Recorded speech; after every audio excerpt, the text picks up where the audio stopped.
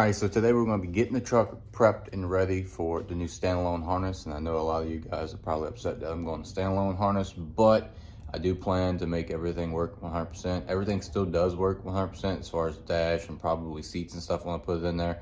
But right now we just, once again, have the cranking issue. I've tried multiple things. A couple of you guys said, try this, try that, maybe fuse, maybe this, maybe that. I've tried all kind of stuff and it's still the same exact problem. So eventually I'll grab a parts truck that come complete, a LTZ or a Denali or something, and I'll throw everything from that truck into this truck. But for now, we're gonna run the standalone.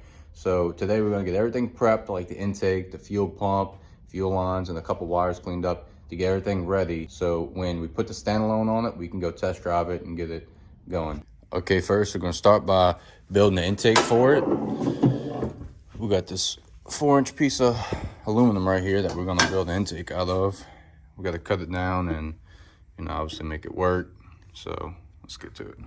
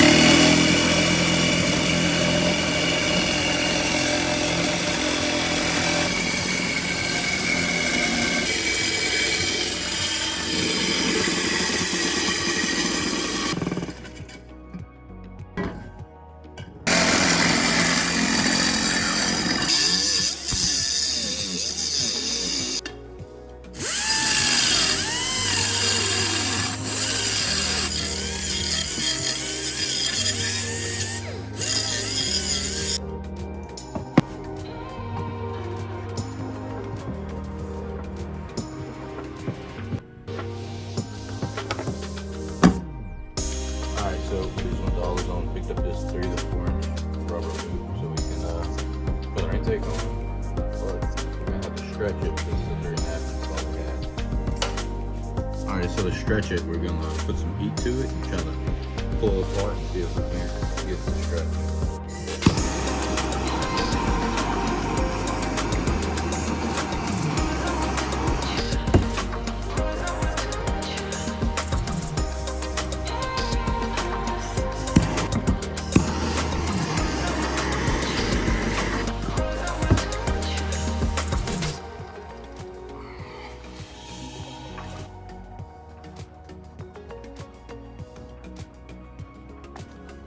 Alright.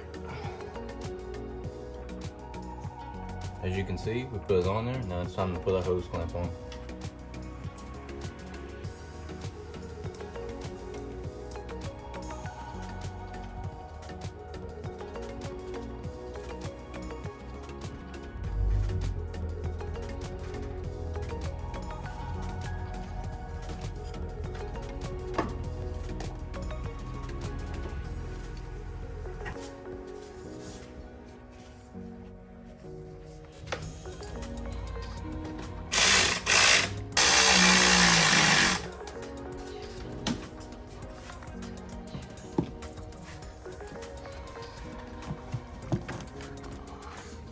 All right, guys, as you can see, we got the intake built. I didn't have to do any welding, so that's good. Everything pretty much fit pretty perfectly. All I did was cut right here. I'm missing a hose clamp right here, but we'll get that later. I need a 4-inch hose clamp, but I got the hose clamp here, hose clamp there and there, so she's pretty sturdy. She's on there and she looks pretty good. All right, so we got the intake built. We're about to lift the bed and clean the fuel tank on this thing so we can put the new fuel pump in and run the fuel line, and I'm gonna show you a cool way on how to lift the bed by yourself. All right, guys, as you can see, we hooked 2 ratchet straps crossing on each way, and then the center is where you hook, and then when we go up, it'll just lift the bed. It's gonna pull back a little bit, as you can see the chain coming back because it's not long enough, but if you have one longer, then it'll work out perfect. But obviously, you're gonna need a engine hoist to do this. Then you can pull the bed by yourself.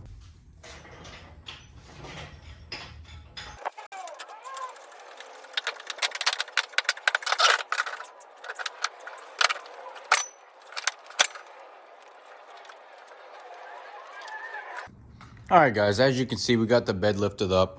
We used our engine hoist, but don't do what I did. I kind of have the engine hoist a little crooked, so the bed got pulled over, unfortunately. So I'm gonna fight that getting back down. But that's how you do it. You put the 4 ratchet straps, you hook your engine hoist up to it. I did have to take off my tailgate, and she comes right up. Of course, unbolt your bed. So here's the fuel pump. This is the fuel tank from the 2014 also. So what happened, the fuel pump got damaged in the accident. So all the inside of it's broken, it's got plastic everywhere. So what we're gonna do is pull this fuel pump out, clean the tank, and then put the new one in, and then we're gonna drop the bed back on it.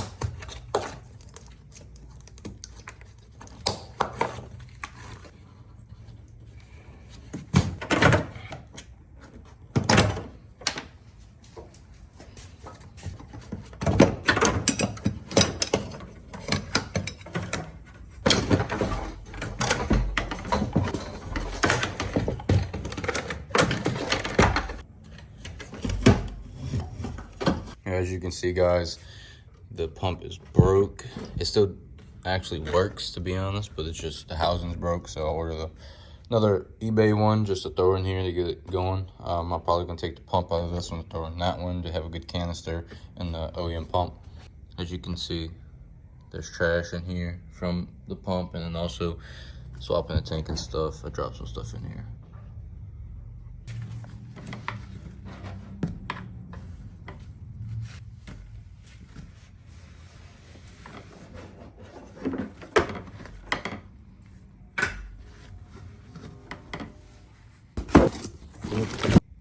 Brand are new.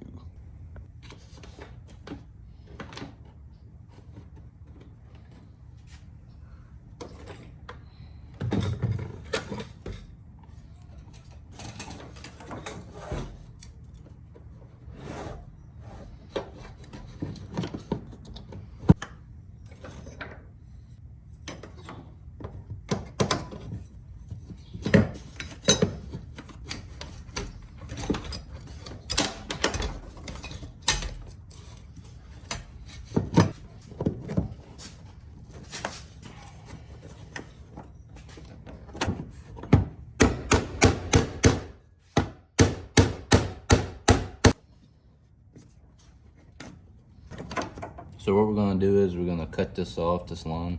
We're gonna run the rubber fuel line all the way up to the front so we're not dealing with this plastic.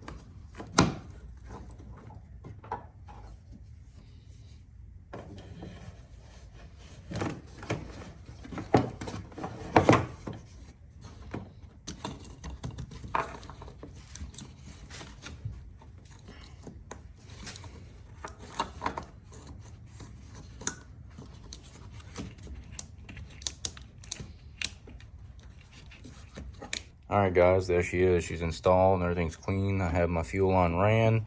I just got to connect it underneath there. Now we're going to try to get this bed back on, and boy, is this going to be fun. All right, so you know how the bed's a little sideways, so I came up with a little idea. I put a strap to the pole right here, and yes, I know, it's not the safest, but if it works, right?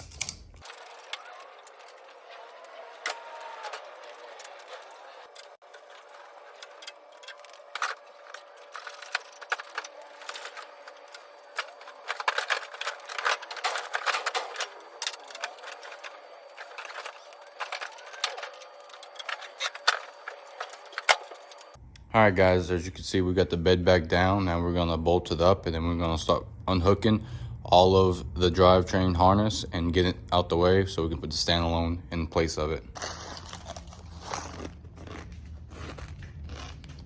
All right, guys, we got the bed bolted down, so now we're about to start on undoing all the harness, engine and trans harness, and pulling it all up and taking it out the fuse box, because obviously we're not gonna need that when the new harness comes in. It's going to replace all that and be completely standalone. Basically, it's like having a factory truck with a Holley system as your engine management and transmission controls. So yeah, that's what we're doing.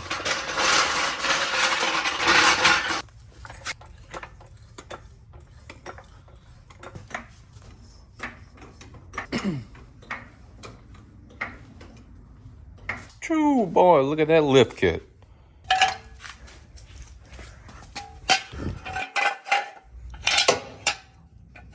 Safety first.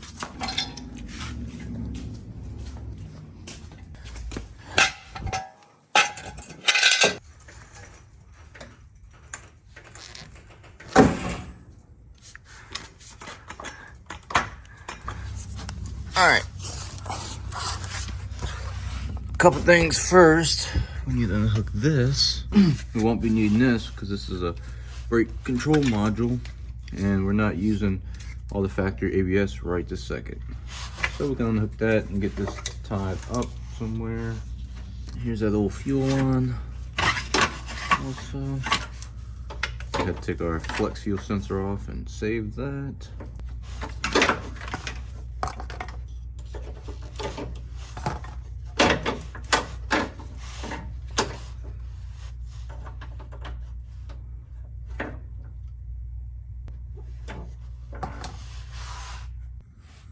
All right, guys, so I got the fuel line ran. Here's a flex fuel sensor. It's kind of just thrown together right now until I get the harness ran tomorrow. But she's hooked up for now. I'll clean it up later. I need to get a better stainless line than this, but she's hooked up. I think we're gonna call it a night. It then got dark on me outside, as you can see. So don't forget to like, subscribe, and comment, because the next video we're going to be pulling this harness off, putting a new standalone on it, and you might be able to see her run, and we might do a drive. So catch you out on the next one.